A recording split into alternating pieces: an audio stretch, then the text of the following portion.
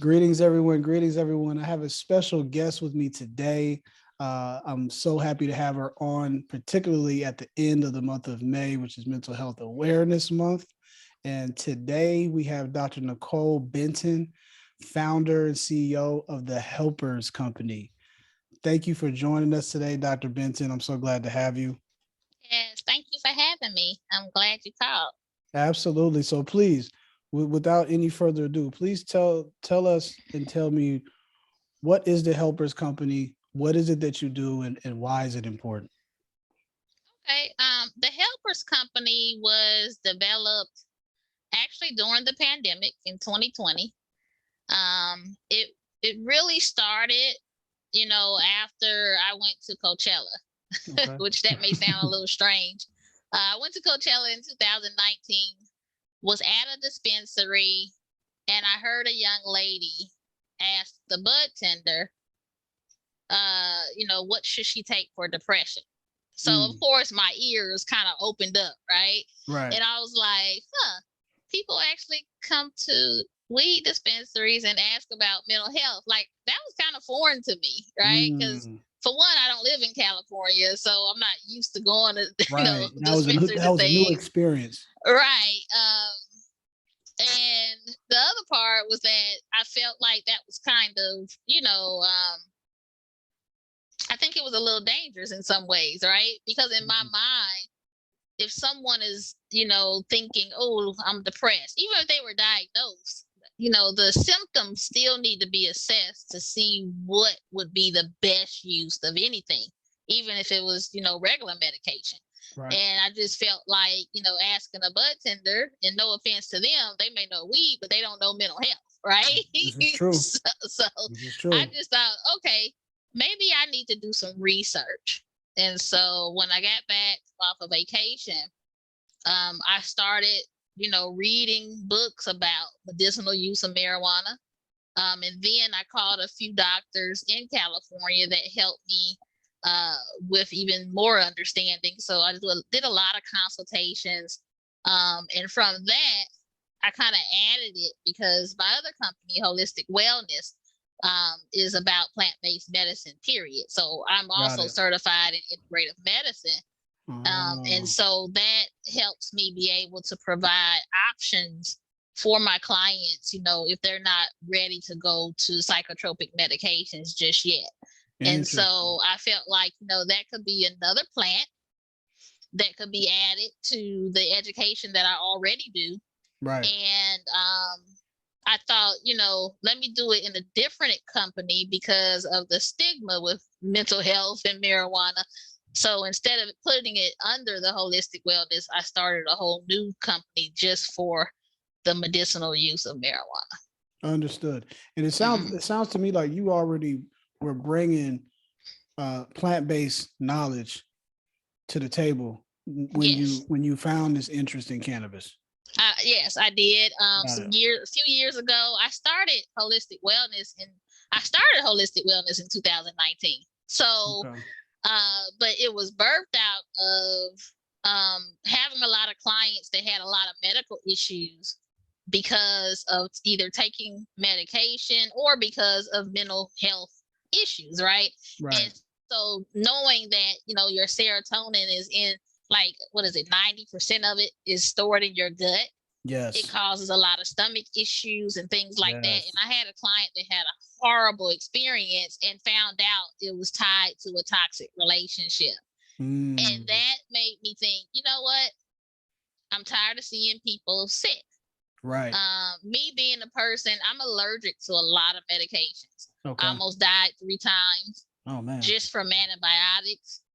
And so what I learned from that experience, is having to do things naturally myself to keep my immune system up and all these various things before I go to the doctor. Right. Um, I thought, I'm a mental health advocate, I'm a mental health professional. Let me learn and be a provider for this type of option because there's so many people that don't want to do psychotropic medications. Well, here's an alternative because we have to do something, Right.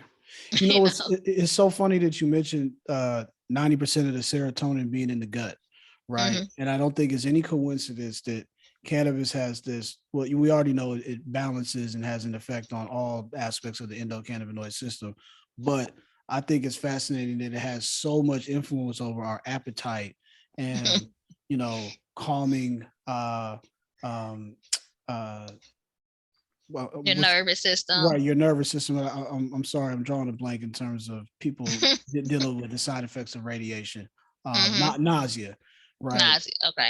Right. So for the fact that it pretty much knocks out nausea, it brings back your appetite. I would argue that it also stimulates your taste buds a bit, but the fact that it does so much to your gut, right, is just so fascinating to me. So tell me, when from the moment you saw this young lady in the dispensary asking a bud tender about cannabis for depression, which for you was a watershed moment, good and bad, because you're like, wow, she's using this for depression, but this person is unqualified to really comment on it, So right? these questions, right? At what point did you really become passionate about the cannabis plant as it relates to depression, mental health, and so on and Um. so forth? Okay. Well, I guess once I became comfortable enough, right? Just like I Mm, did when I studied integrative medicine for mental health. Once I became comfortable enough, I started talking to clients about it. I do life coaching in states like California, Vegas, a lot of the legal states. got it. Anyway, that's just for life coaching, right? Got it. And so I started talking to them about what I was learning. And a lot of them were already using marijuana to sleep or other Right. various things. Right. And so I started educating them on it. And Gotcha. hey, let's talk about how much you're using. Let's talk about, the strain and how is it really working for you. And it really was kind of a trial and error thing. I'm not gonna lie. Right. I based off my education and the things that I learned from the doctors and that I read in all these medical books, um, my mind was like, well, let's try it. And so I started getting feedback from different clients. I had one lady who was on a lot of psychotropic medications, and me and her doctor helped her detox from all of the meds. She actually had to be hospitalized. So Mm, she was hospitalized, got detox from everything she was on. And then we started introducing other lifestyle alternatives with her food, um, other supplements, and also cannabis. And so what we did kind of a mixture of a CBD during the day, and then kind of we introduced a low THC at night to kind of help her sleep. Now, mm, interestingly enough, because she was also doing therapy, so between the therapy, being detox, and feeling better, she's really started sleeping better. So she didn't need the THC anymore, but we right. continued the CBD just because of some other medical things that was going on that she needed for her nervous system. So she emails me all the time about how she's still doing great, better quality of life. She's not taking 4 and 5 different pills. Right. And and here's the thing, I'm not totally against uh modern like medicine. I just think that everything is not for everybody, Right. Absolutely. right? And that there are things that we could try for prevention before we move to harder interventions. Um, some people may come to me that are really, really, I'm just going to use the word messed up in a lot of ways, right? Yeah. Um, both mentally and physically. And so that's why I work with doctors, I work with psychiatrists. We try to give the client the best option out there. And Right. then they make their choice. I believe choice is everything, Absolutely. That's what my you whole know. platform is about.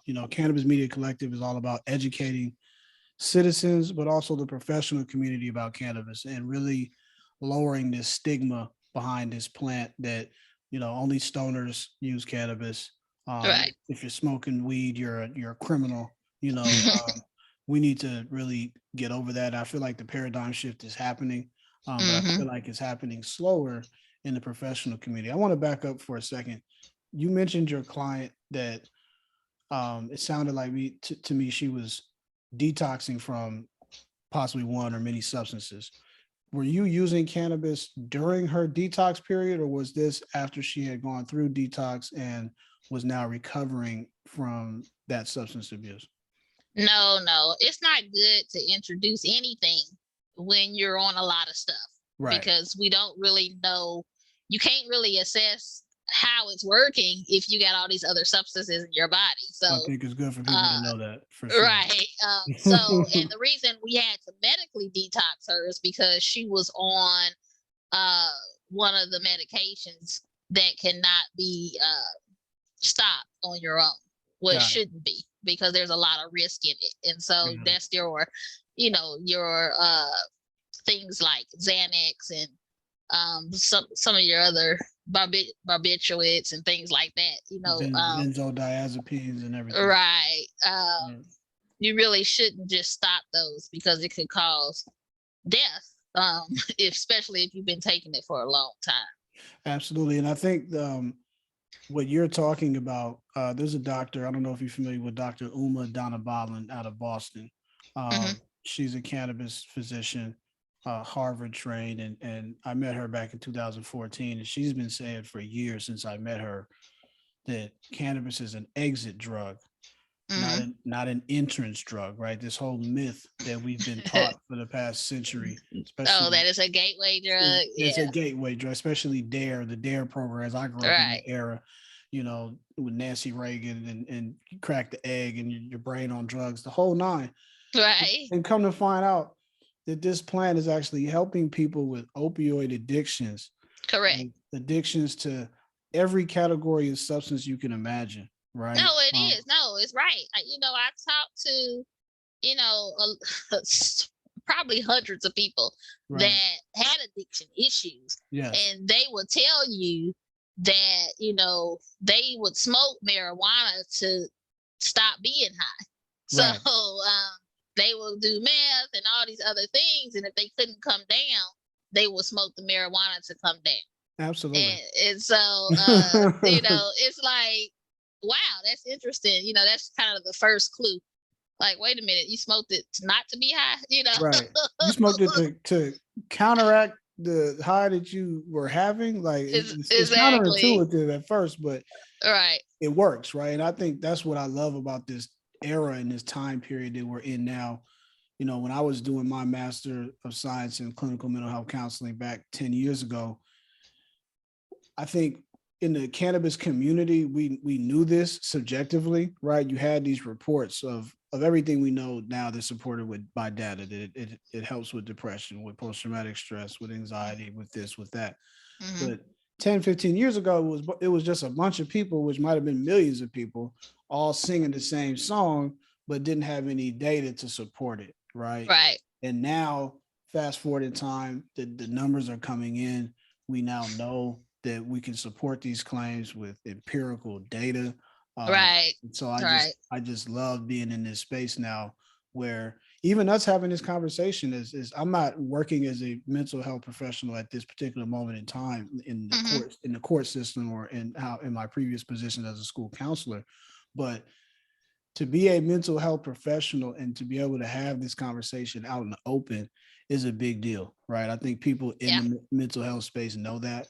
Um, and that's when I got fired up about the plant when I was studying and I'm reading my DSM-5 and I'm reading my addiction counseling literature and everything is telling me about cannabis contradicts my own personal experience. But Right. but what I also have known and seen, because we kind of skipped over this in the beginning, but you and I are both from California. Yeah, I Um, grew up there. I'm and, from Gary, oh, Indiana, I'm but sorry, you're from no, right. Let me yeah. not mess that up. Hold on, Doctor. I'm sorry, Doctor Ben. We gotta represent for Gary. No, it's fine. But yes, I spent the majority of my childhood in Yes, Inglewood. Gary, Yes. Indiana native, Hmm. Los Angeles raised, Inglewood to be exact. That's right. The wood. Yes, the wood.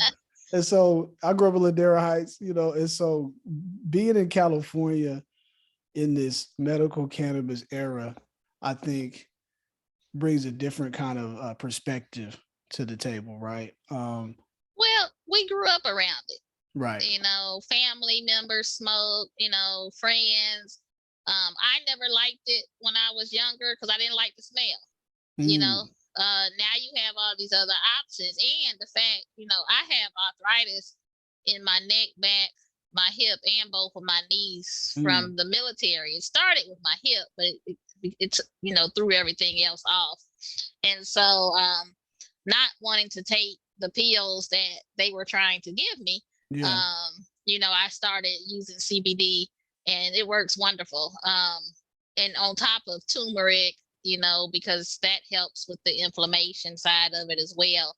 Right. And so over the years now, I've really been able to lessen my pain. I really only have problems when I overdo stuff, Got it. but I don't have nearly. I'm even able to walk now. I walk 2 miles 3 days a week, and I think that's important. Absolutely. Absolutely. Yeah. Absolutely. And so when you're talking about the work you do with your clients, you have something called the mental marijuana assessment, Yes, the MMA. the MMA. Please. not not the wrestling, right? Right. Not UFC, not a fighting style or fighting discipline, but this is Right. a an official mental health assessment. So Yes. please, I'm very interested in this. What is the mental marijuana assessment? What does it entail, and why is it important in the counseling work that you do with your clients? Well, I created it's really a scale, right? It starts off with these other inventories, which you might be familiar with, like the BDI, the Mm-hmm. Beck depression, and the Beck Mm-hmm. anxiety. And then the assist, which is more for the drug addiction. Okay. So you want to do kind of a brief assessment on depressive symptoms, anxiety symptoms, and then you want to know about their drug use history.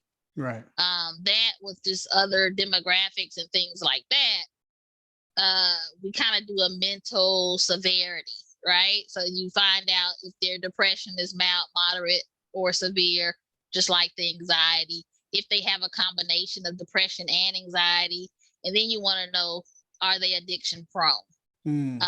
With all of that, plus if they're taking medication, now we can kind of suggest, you know, maybe this may not be good for you, or maybe this will be good for you. And maybe we need to look at energy. Are we looking at sleep? Are we looking at, Yes. pain? So we're looking at all these various things, and then we introduce the lowest dosage possible, especially for mild and people who maybe never took anything. Yeah. The harder people to assess are normally your severe and people who have already been smokers, right? Or Right. have used other drugs because their tolerance levels are a little bit higher. Right. So I normally will start them off with around anywhere from 150 to 250 milligrams. It just really all depends. Right. And sometimes we have to go a little higher. Unlike somebody who never used marijuana or never, now I could say, okay, we're going to start at 2.5 milligrams and Absolutely. we kind of go from there. And so it really just helps anyone who's assessing someone for the use, if they're asking about wanting to use cannabis for their symptoms, it gives us a starting point so that we can give them the best options available, and then we work with them from there. Absolutely. So, um, in how many clients would you say you have administered this assessment to? Currently, that's a good question. Probably about somewhere in the 30s right now. Got it. And so, I just predominant. started using it this year. Oh, wonderful! I'm glad I caught you on the front end, so I can see how this develops over the years, right? uh-huh.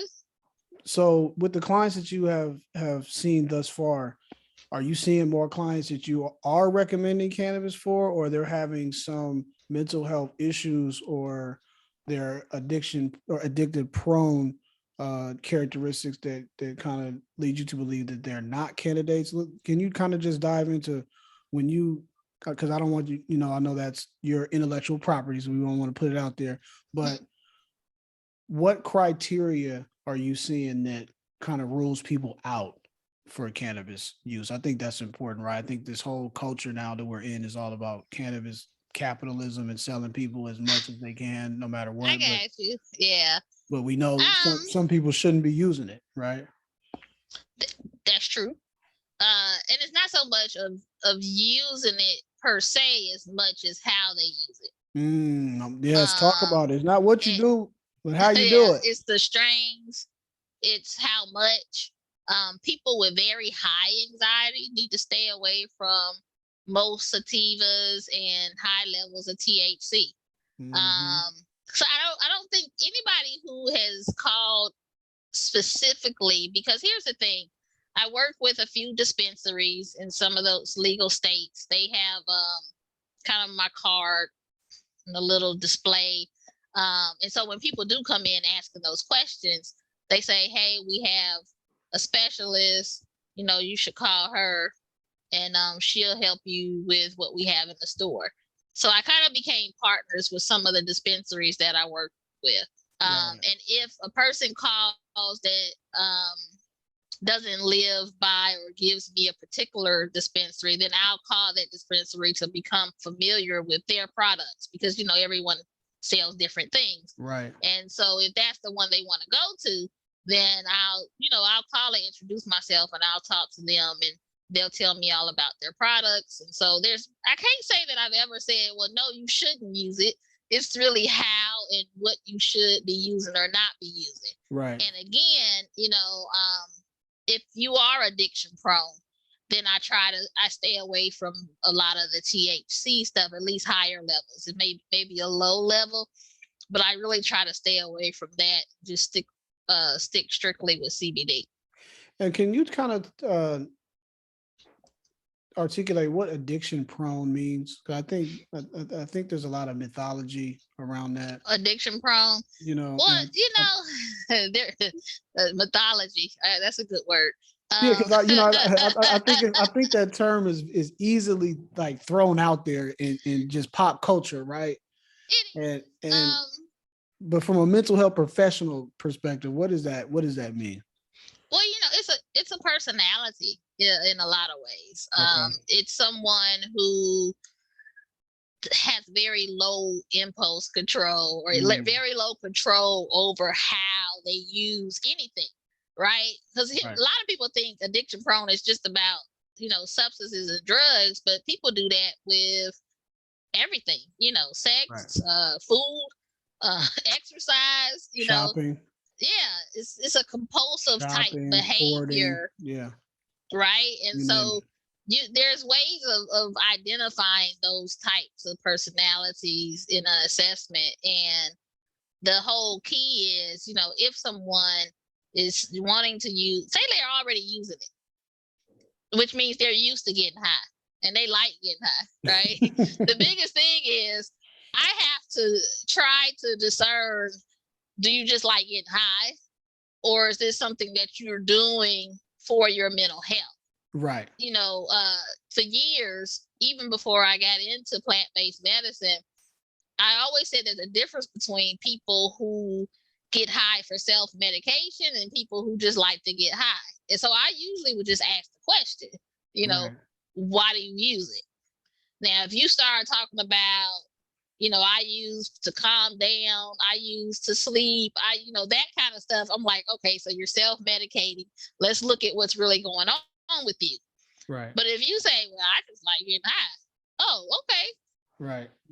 Now I start digging a little bit more, because now I'm like, so you just, instant gratification, Right. right? Those types of Right. things start popping in my head. And so that's an issue. Whether it's strictly a behavior or is ingrained into your personality, that's addiction prone. You Right. see what I mean? Absolutely. Absolutely. And it is something interesting I want to get into. About a month ago, I finished a 30-day cannabis cleanse where I went 30 days without using cannabis in any form, no routes of administration. So no inhalation, no edibles, no tinctures, no drops, no topicals, no nothing. Mhm. Um, and for me, it was powerful because this is coming off of being a daily consumer for 20 plus years. right? Mm-hmm. And what I saw happen is just remarkable. My tolerance after returning to cannabis 30 days later, my tolerance was maybe a third of what it used to be. I Mm-hmm. kind of expected it to be half, but he was even lower than that. And that was fascinating.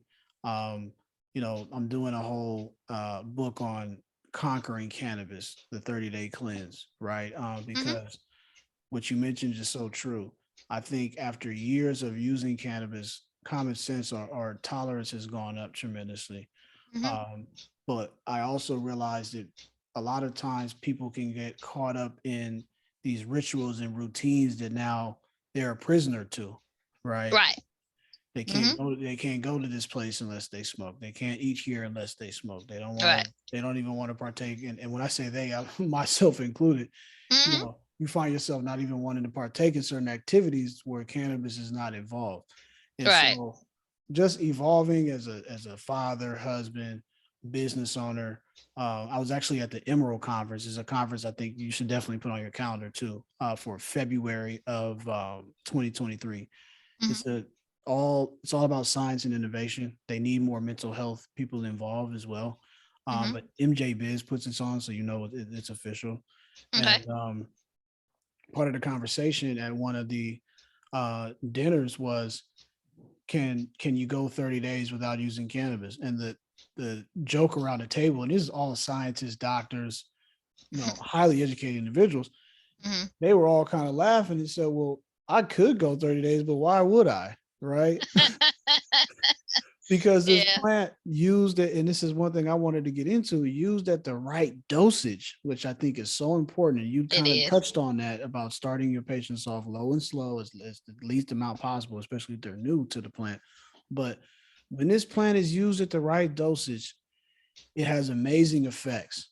And when we're talking about quality of life, when we're talking about sleep, pain, Mm-hmm. appetite, energy, memory, Mm-hmm. mood. These are all things that affect us as human beings every minute, every day, every hour of the week.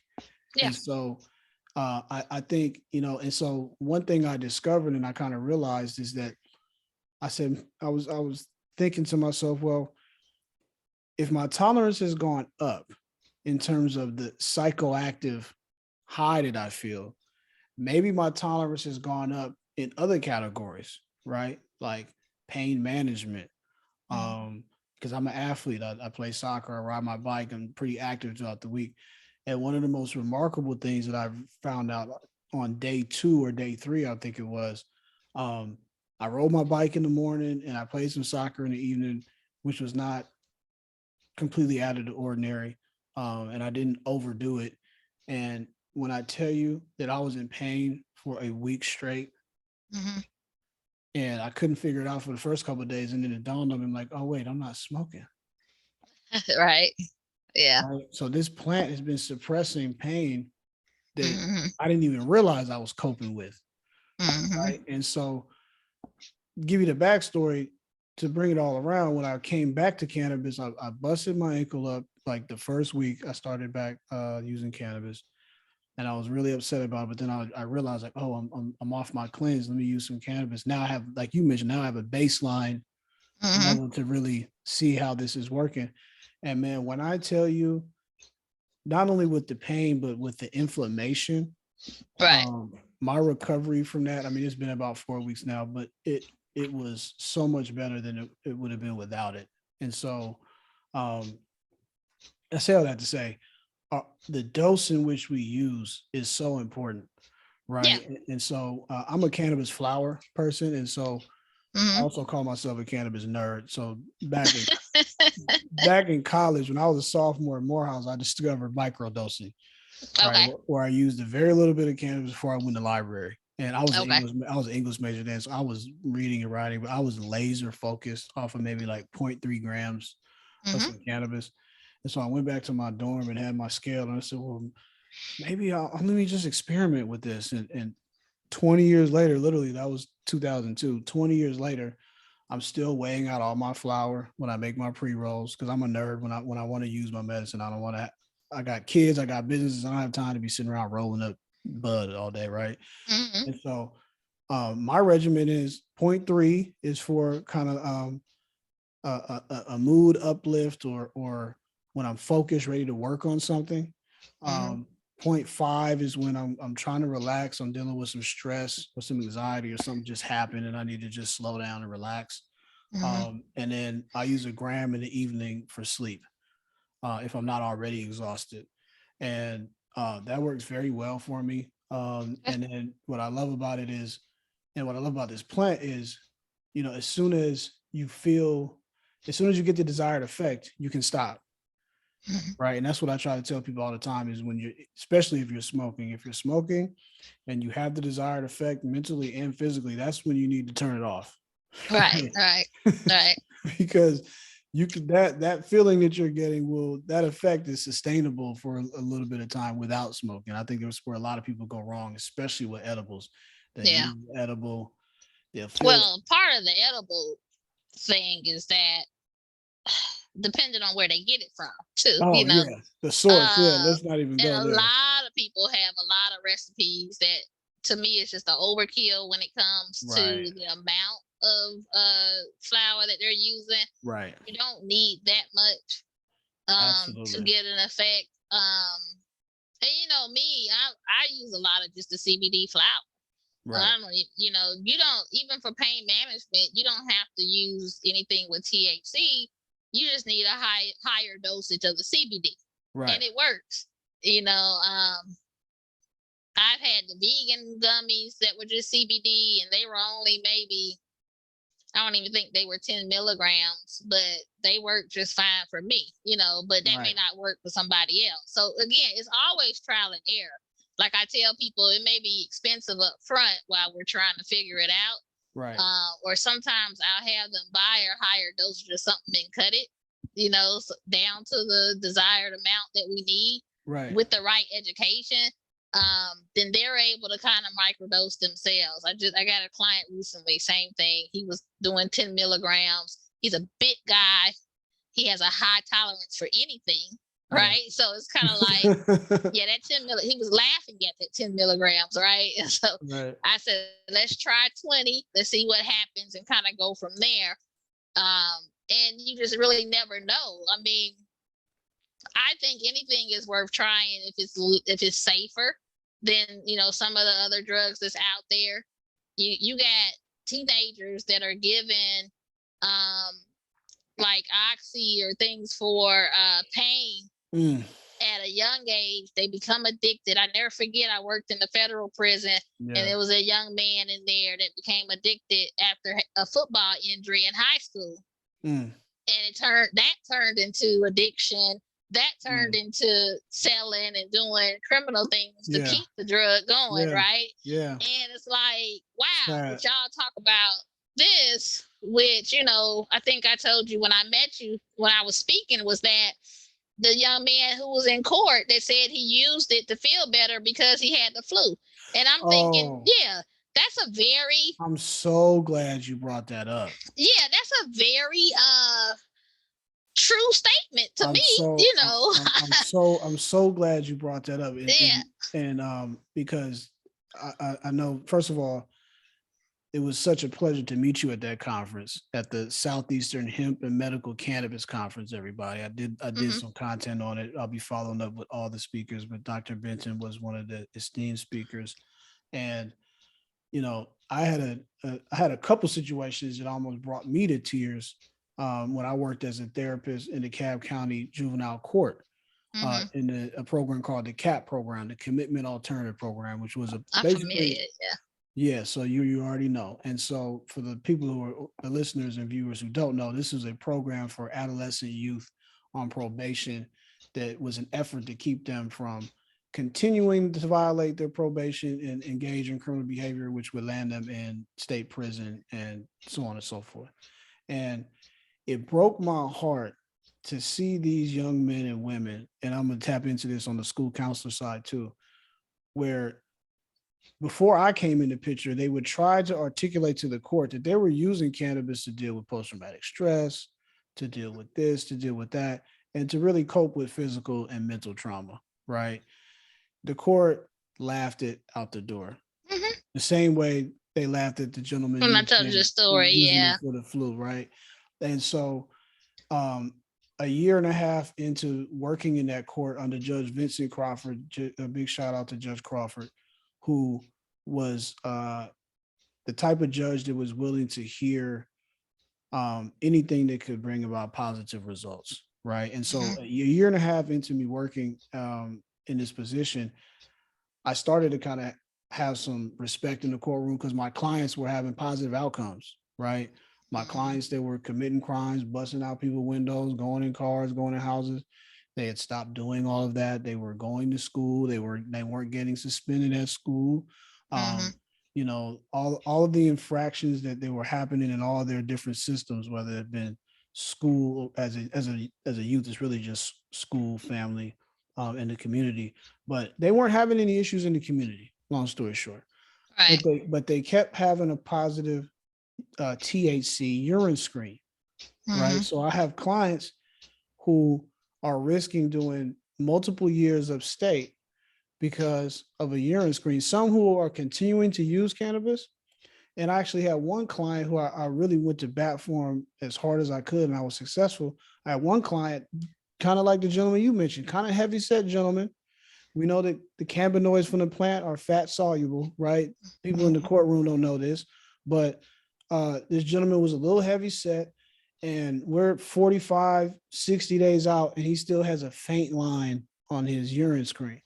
And so Hmm. the court recognizes that as a positive drug screen, but I had to literally educate the court on this whole more mythology that 30 days of being cannabis free will produce you a negative drug screen, which is just not accurate, right? Right. Everybody's metabolism is different, so on and so forth. And Hmm. so I was able to educate the court on that. And this is many years ago. We're talking 2015, 16. But more importantly, I told the court that these drug screens that we're using on our young people are not giving us any valuable information, right? We know they're smoking, um, but it's not telling us how much they're smoking, right? So we need a Right. more sophisticated test that could give us nanogram levels on Exactly. a Monday and on a Friday and really inform us.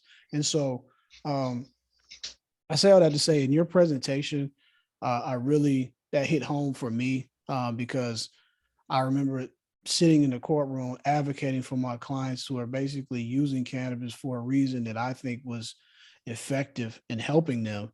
But Hmm. I had to be very careful how I articulate that, right? I I, Yeah. I can't in any form or fashion imply or communicate to the court that I use cannabis, God forbid, right? And now put the crosshairs on my back. So it was a very delicate situation. That was years Hmm. ago. I feel like things are changing, but even still, as a mental health professional, particularly a school counselor, um, Hmm. same deal. When I was working as a school counselor, the school system is a little bit more is more room to move around than the criminal justice system. But Hmm. I used to laugh with the teachers. It wasn't funny at the time, but you know, they would be these young men and young women would show up to school smelling like bud, and you got the red eye Jedi, you know. But Hmm. my attitude was they're here. They Right. showed up. They came. Every other choice they had to do something else in their community, they chose to come to school, even if it's just to eat and have shelter, right? But Hmm. the interesting part is the most violent, disruptive, troublesome students were cool as a fan and were manageable in the classroom.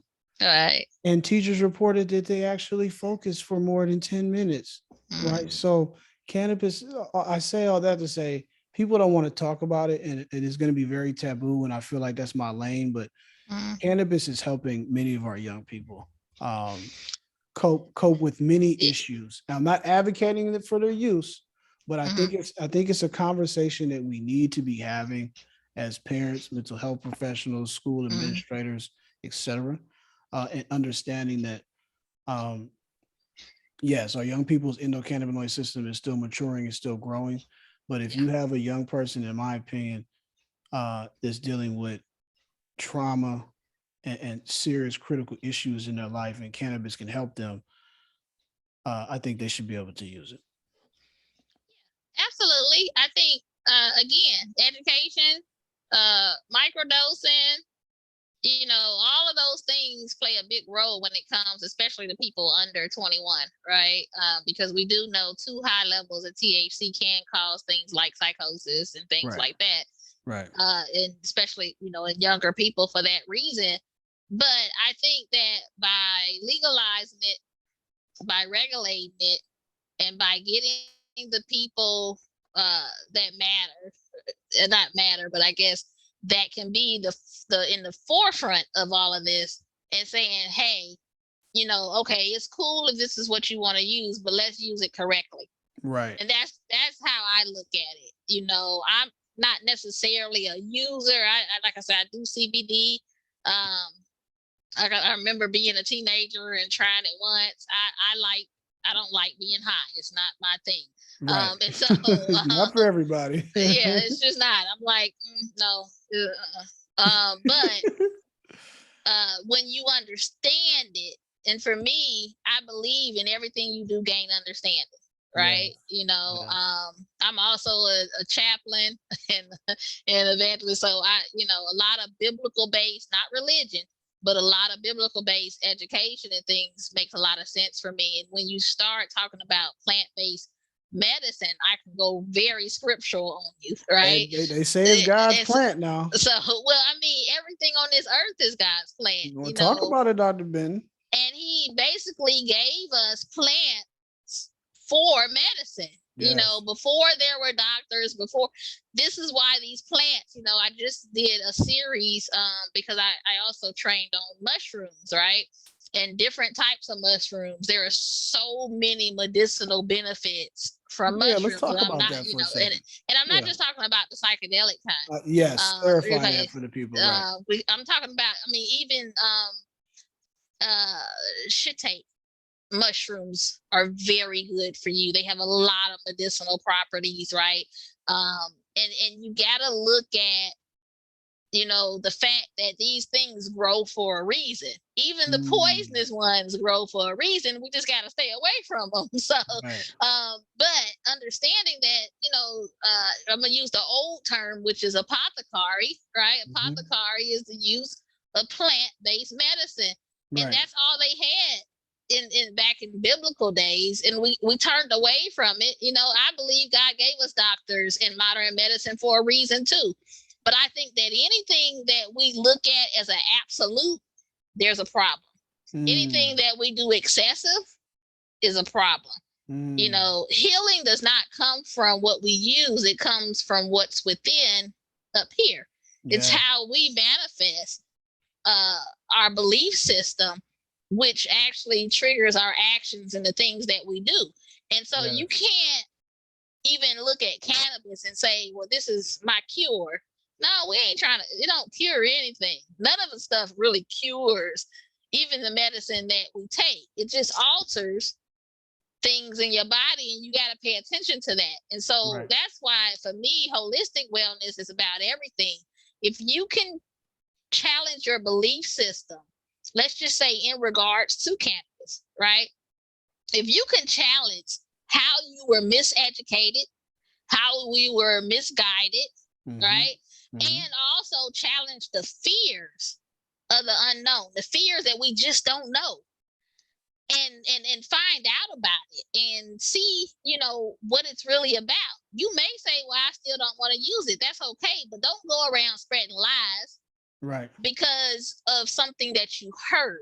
Right. Or because of how we grew up. And like you said, the DARE and Nancy Reagan and all of them, it's like that was a political agenda. That had nothing to do with our health and well-being. Absolutely. Think about the pandemic. The pandemic, we had so-called essential workers and essential businesses that were open. And they identified liquor stores, of all things, as an essential business. When I worked in the emergency room, this is what turned me away from alcohol.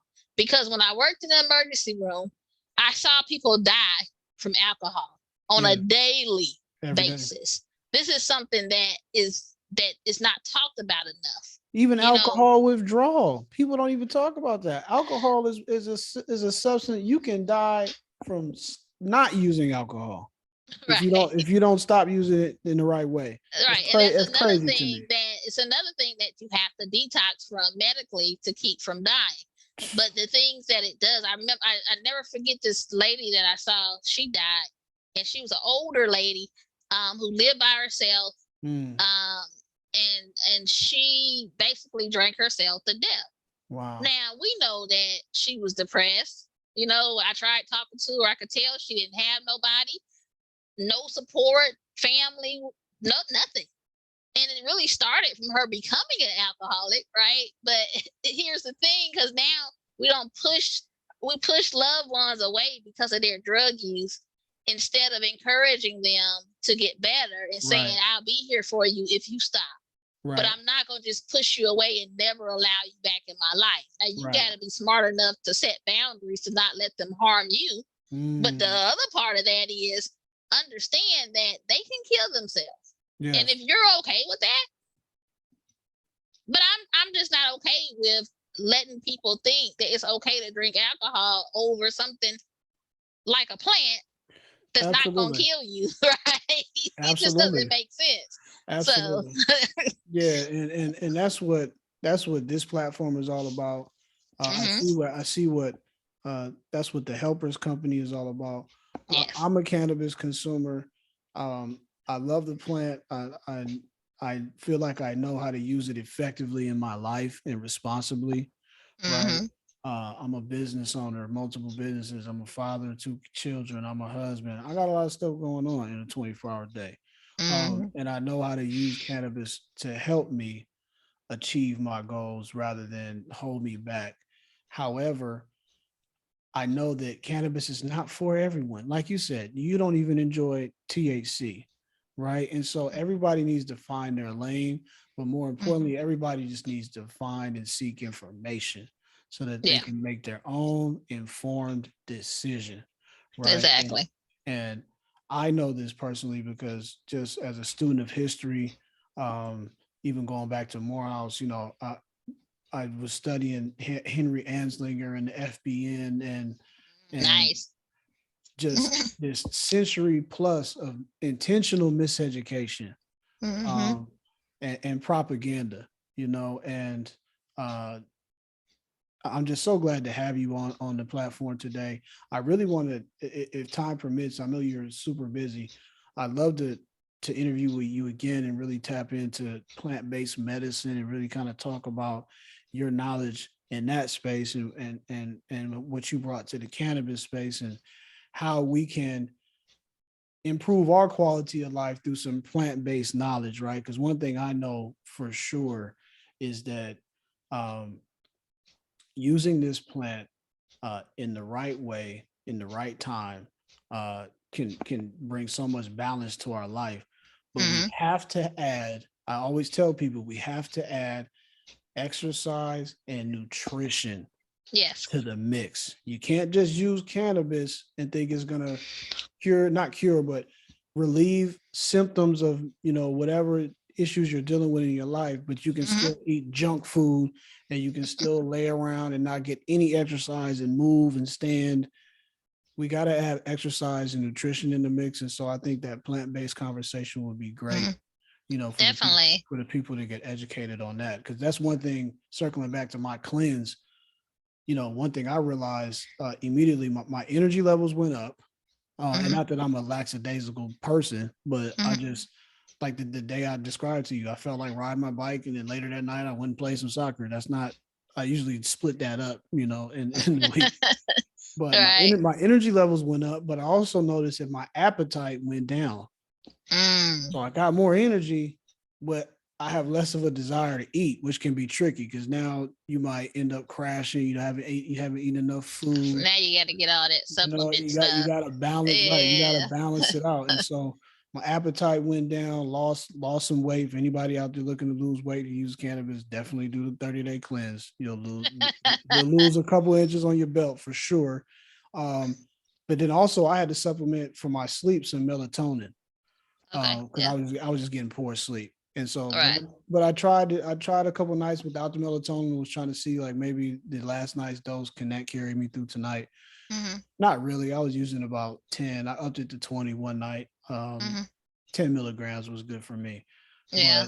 But the exercise I already had in the mix, had to figure out my nutrition. Mm-hmm. But now that I'm back using cannabis, I'm realizing I've gained some weight back. I'm eating a lot more junk food because Right. now I'm just hungry. And, Uh-huh. and the only thing there is McDonald's. And, you So know, those milligrams, so I'm glad you're mentioning that because, and this is something that is fairly new to me, right? This is like, because I'm changing my lifestyle based off of the things that I've learned since I've started holistic wellness in 2019. So this is okay, all new to me as gotcha. well. I'm an avid researcher. And, again, once I got comfortable enough to talk about it, I don't know it all, but what I do know, mind, body, spirit, right? Yes, talk. Yes, Holistic yes. Let's talk about wellness, that. Yes, yeah, mind, body, spirit. holistic wellness is not just, or wellness is not just one thing, it's the whole body. So Right. if you're using cannabis for something, that's fine, but you got to understand, and I like what you did. See, I often teach people to pay attention to your body. Yeah. Pay attention to what your body does when you eat certain things. Yeah. Like some people will swear, oh, you just have to be a vegan. But that's not necessarily true because some people have to eat meat. Right. I don't know why, but I they do. I, I think I'm on Okay. that list Yeah. Some because I people have tried to I eat tried the meat. vegetarian vegan thing and I was struggling big time. I probably do a combination of I pay attention to my body. Now, I Right. don't do well with meat.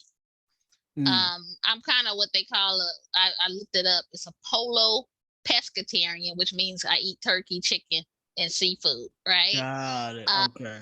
every now and then I will crave a steak, but I can only do like a very small piece before it Gotcha. makes me a little weird, right? And so Gotcha. you gotta pay attention to your body. Yes. You have to pay attention. Even when people go out, like I laugh, oh, I do Vitamix or I do it, and nothing against that stuff. All I'm saying is it may not work for me. Right. It may not work for you. You Right. could try it and see what happens, but there's so many, and people automatically go to melatonin because that's usually what a lot of doctors would recommend. Yeah. When I was in college, that's what they recommended when I had problems sleeping. The reality is that you have an anxious mind, and your Right. anxious mind won't let you go to sleep. And so So once you glad you brought learn that up. how to maneuver through the anxious mind, you won't need it. Right. You shouldn't use anything as a crutch for what your body normally should function as anyway. Right. Most of us women at my age, let's just say over 40, um, we have hormone issues. Okay. Your hormones are tied to your endocannabinoid system. And Yes. so what happens a lot of times, your metabolism has to be set or offset because you need this thing called, magnesium or, Mhm. there's just so many different things out there. I use rose and chamomile mixture Mm. tea for sleep. Okay. Wouldn't sleep like a baby, right? Right. I wake up, I'm good, and so there's different things that you can do, but again, know why you're using it. And Right. I ask people that all the time, even with addiction, why do you use? Yeah. And You you know. gotta be able to know your why. Yes. And that was one of my most powerful moments from my 30-day cleanse. And that's like chapter 1 in my book is Hmm. understanding your why. Yeah. Because my philosophy is even people who say they're using this recreationally, I'm a firm believer that we're all using this plant for some therapeutic reason, whether you know it or not. Right. And To an so, extent, yeah. you know what I mean? And so people who are saying, "Oh, I just use it to get high or get faded." No, you're using it to cope with some kind of anxiety, some kind of mood regulation, Hmm. some kind of something, right? And and Hmm. and understanding your why. And so for me, number one, I started off on this cleanse because I got to a point where I realized my tolerance was just way too high. I was Hmm. having to use too much to get the effect that I was looking for. Um, and then when I started the cleanse, then I also discovered the pain management. Like, whoa, I've been suppressing pain that I didn't even know was there. Right. Hmm. And so when I returned to cannabis, immediately I realized I don't need to use as much. during the day, throughout the day, period. Mm-hmm. Because my why is pain management and sleep. Like Got you. for me, sleep is non-negotiable. And to your point, you know, people lose sleep because of anxiety, right? Then they wake up in the morning and they're anxious because they didn't get enough sleep. And so it's a it's, revolving door. it is. It's Of, a cycle, and it I, all revolves around how well we sleep. If we don't get enough rest, we're not healing and we're not restored for the next day, period. think about this. Doctors will put themselves. Okay. I'll take that back. I shouldn't say it like that. Doctors I know where you're will headed with that. but doctors will tell you that they took, certain medications during med school for exams and so Yeah, forth, right? right. If you look at the addiction rates for a lot of medical doctors, especially your emergency room, your it's very high. Yes. For that reason. And they never want to address the anxiety that is affiliated with any type of study. If you think about it, Yeah. anytime you're concerned or you got something big happening, it's going to be hard to sleep. Yeah. And so we want to be able to look at the fact that I'm taking this to help me sleep during this time, but I also need to do something about my anxious mind. Yes. When I was in grad school or even recently when I got my doctorate, my anxiety was so high doing my dissertation and I just couldn't sleep, Right. and then that threw off everything else. Now I'm very tired and lethargic trying to see clients or trying to take care of other business. You're just not effective. And not realizing that, I just need to work through this anxiety. And sometimes it's just a short period of time. We try to make it seem like it's bad because we use the word anxiety or we use the word depression when it's really just a part of life. Absolutely. And then, that's one reason why one of my favorite counseling theories is solution focused, right? At the end of the day, we're dealing with a problem. Every problem has a solution. It's just a matter of how much time it takes to figure it out and to execute it. Right. Right. And so I totally agree with you. And I think over the years, especially when I was doing my master's program, because I didn't even discover that I was suffering from post-traumatic stress until I got to grad school. Right. I'm reading That's what happens. I'm reading this DSM-5. I'm like, wait, that sounds like me. Like, it's a word for this? Oh my gosh. I mean, it was so powerful. And so matter of fact, I discovered it when I was studying for the GRE, getting ready to go into. So luckily I was already fired up by the time I got into counseling theories 101. But anyway, back when I was doing my master's, I had that epiphany that our quality of life revolves so much around our quality of sleep. Right. Oh, definitely. It's 24 hours. I tell people all the time, no matter if you're a billionaire or you're working a 9 to 5 minimum wage, we all get the same 24 hours in a day. Correct. No matter what.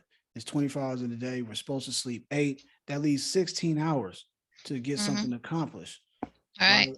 We're supposed to sleep. We're supposed to sleep. We're supposed to sleep. Yeah. Right? Some people can do good with 6, like myself.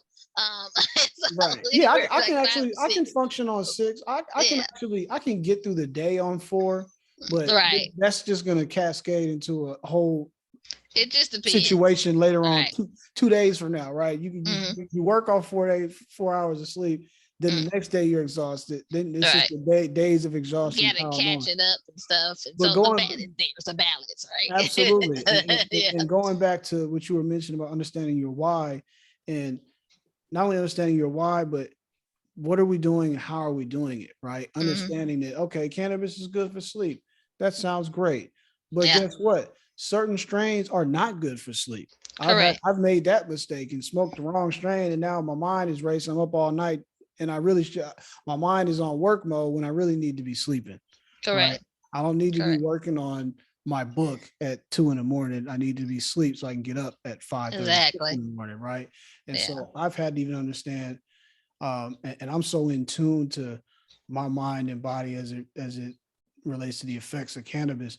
I know that the Mai Tai, I'm going to get some completely restful sleep. I'm gonna dream a little bit, but my dreams are not going to be super busy and chaotic, and I'm not going to wake up feeling like I just ran a marathon, right? Right. Whereas I smoked a different strain, and what I just mentioned happened. I wake Mhm. up, I might have slept for 6 hours, but I wake up exhausted because I've been dreaming that I've been chased and been Mm. robbed and And drowned in the ocean. that's weird though that you're saying that. Not really weird, but it's interesting because there's so many things that's tied to all of that you're saying. right. And I think that, understanding the why, but understanding you, Yes. right? A Yes. lot of people, if you ask them who they are, they couldn't tell you. Man. And when you start breaking it down even more, trying to understand what's good for you rather than what you're just comfortable with. See, you Right. gotta be able to discern between the two. Right. We get so content into something that we're comfortable in that we're actually killing ourselves. Mm. It's a slow death for a lot Mm. of people. When you look at the things that people do where they end up with things like diabetes sometime or high blood pressure and things like that, it's always about diet, Like, lifestyle, and mental yes. health. If Yes. I'm constantly, but the Yes. thing about it, illness comes from inflammation, right? And Mhm. stress. Yes. Those two things. Right. That's all illness. So we have to control how much inflammation that we allow to happen in our body. We do that through what we eat. Yes. When we stress, it builds on it. So Yes. we have to be careful in those things and figure out, like, okay, well, gosh, if I'm over here constantly stressing, let go of the stuff that you don't have control over. You're Right. killing yourself. Control the controllables. Yeah, and now I'm feeding the illness and feeding the inflammation through the foods that I eat, through Ooh. not sleeping, through not exercising. Yes. Nobody's telling you to go out there and run a marathon, but you got to move those bones Yeah, so just that they walk. could be usable, right? Yeah. And Yeah. when I hurt myself, I struggled with depression for so long because I couldn't do the things that I used to do and Yes. didn't do anything. Yes. And I realized I was hurting myself more by just struggling with the fact that, hey, I'm in pain and I can't skate anymore. I can't dance like I used to. Yeah. I can't do these things. And it bothered me so bad that I made myself sicker. Yes. I made the pain worse, right? To the Right. point now that I'm semi disabled. But at the same time, it's like I'm reversing that now because Wow. now I am educated on who I am, what I need, and what my why is. And once I've kind of made that, whole uh, formula for myself, I made it to where now I'm comfortable talking to people like, hey, let's figure out your why. Let's figure out what your body needs, because there are so many plants out there. If cannabis doesn't work, I got some other plants for you, right? That will Right. do the same thing, but Right. it may be better for your body. So it's all these things that to me, why I started holistic wellness, why I started the helpers company, why I'm a chaplain, why I evangelize, why I'm a therapist is because I want people to be self sufficient Yes. enough to understand how to set boundaries, right? Protect your heart, protect your mind, protect your body, protect all of you from the things that is coming at you to cause harm. Even if you don't see it, that's what it is. That's the Right. spiritual side of it, right? And Absolutely. so we got to be able to understand these things, or else, we're really making ourselves sick because of lack of knowledge. That's why the Bible says people Ooh. perish because of lack of knowledge. It has nothing to do with the man Mm. or oppression. That's just a tool that was used to keep us mentally enslaved. When Yes. you think about biases and prejudices and all these various things, division, denominations, religion, education, all these things that's used to divide us in these uh, uh, social systems of the world, these things divided us in our belief system to keep us sick and divided in a lot of different ways. And so when you can take control of you and who you are, and you understand what it takes for you to be healthy and live your best life, right? Then you should do that. You shouldn't depend on nobody else for that. You depend on doctors and people like myself to help make you make informed decisions, Right. not to make the decision for you. Absolutely. And that's why I do what I do. Ooh, man, Dr. Ben, that was well said.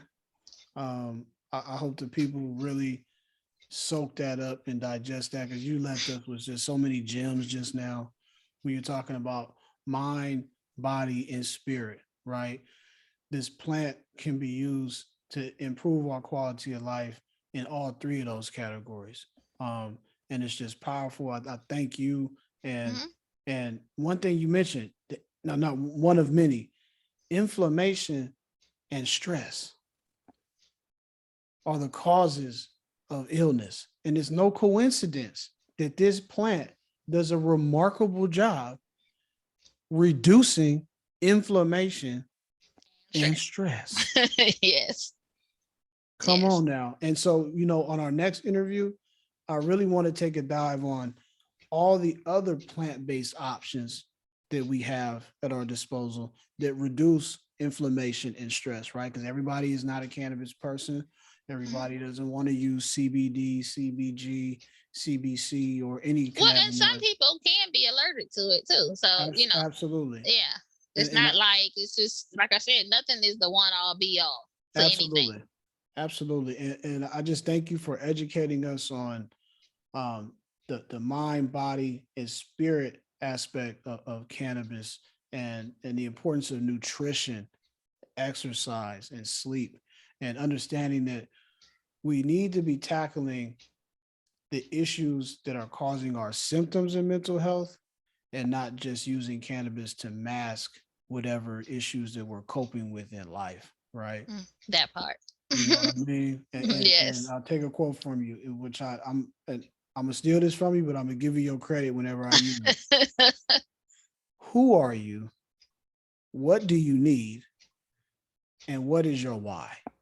Mhm. I think that's critical in getting some guidance on how to move in this cannabis space, especially as it relates to your mental health, which I think is most important. Your body can be in perfect physical shape, but if you're not mentally together, then you're not going anywhere. Right. Right. That's right. That's Absolutely. right. Absolutely. Well, is there anything else you want to? I don't want to cut you short because you have so much valuable information to share.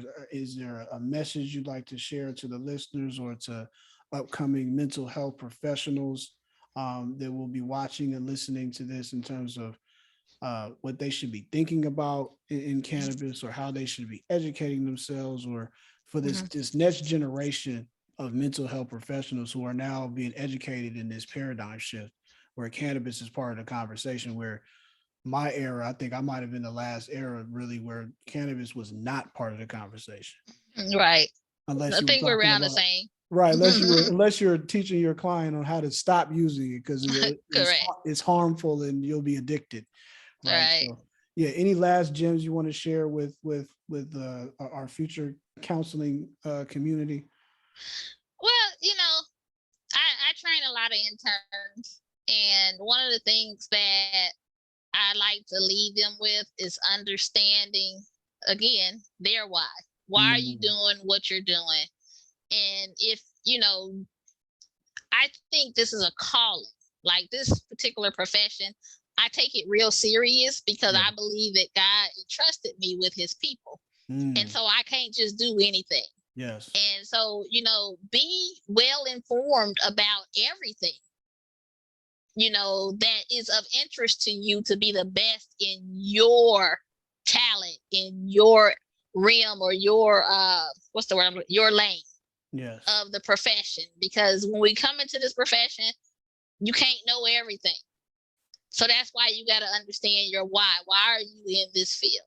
Absolutely. And build on that. I specialize in trauma. I think because my whole life was trauma, and was even further traumatized in the Army, but that's another story. Right. And so, thank you for your service too.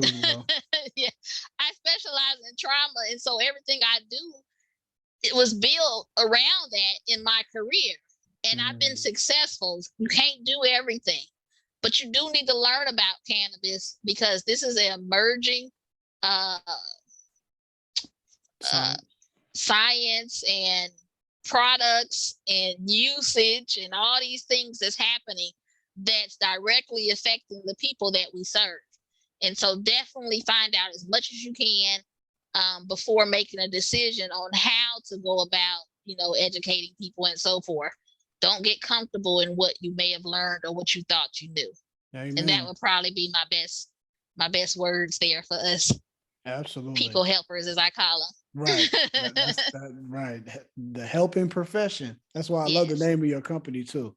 Because that's what it's all about. It's all about helping people just get better. Right. Yeah, definitely. Like my buddy said, at the end of the day, you either getting better or you're not. Right. Yeah. And so thank you, Dr. Benton, for taking the time out of your day to do this interview. Super informative. I see so many other topics that we'll have to take a dive on and do many more interviews because we can't cover it all at once. But thank you so much for joining us. And I hope you have a wonderful day and a great week coming up. Yes, and thank you. And remember, I got a book coming out too. Okay. Oh, wait. That's right. Hold on. I have a habit of getting caught up in the emotion and the energy of the interview.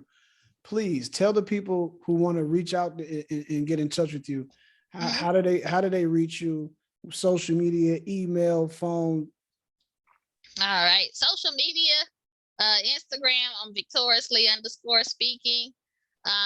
Victoriously speaking on Facebook, also holistic wellness. And so www.4mh.life. That's holistic wellness, 4 mental health.life. So www.4mh.life. You can find everything on there. I do have a book that will be released August 12th of this year. It's called 7, A Pathway to Purpose, Sin, Character, and Responsibility. It's an overview of the 7 deadly sins and how it relates to character and personality. And I basically created a behavioral model and program around it to help people find their way back to themselves. I love it. I can't. When did you say it's going to be released? August 12th. August 12th. I'll be picking it up. Everybody make sure you go get that. Stay in touch with Dr. Benton. This will not be her last time on the platform. I look forward to having you very soon. And thank you so much for your time. Y'all reach out to Dr. Benton, victoriously_speaking on Instagram. I know you have questions. We're talking about mental health. You use your mind every day, so let's make sure we keep it fine-tuned and everybody stay informed. Yes. Thank you so much. Thank you for having me. No, thank you, Dr. Benton. I really appreciate you. I'll talk to you soon. No worries. Bye-bye.